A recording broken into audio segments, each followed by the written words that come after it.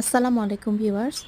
অতীত তোমাকে কষ্ট দেবে, ভবিষ্যৎ তোমাকে আশা দেখাবে, আর বর্তমান তোমার সাথে থাকবে। তাই বর্তমান নিয়ে ভাবাই ভালো। পৃথিবীতে এমন কোনো মানুষ নেই যার বুকে এক ফোঁটাও কষ্ট নেই। কেউ প্রকাশ করে চোখের জলে, আর কেউ বেড়ায় হাসির ছলে। যদি তুমি সুখী হতে চাও, তাহলে যে ব্যক্তি তোমার চেয়ে নিচু তার দিকে তাকাও। কখনো উপরের দিকে তাকিও না, তাহলে তোমাকে দেওয়া আল্লাহর নিয়ামতসমূহকে তোমার হীন মনে হবে। শুভ সকাল, ভালো থাকবেন সবাই।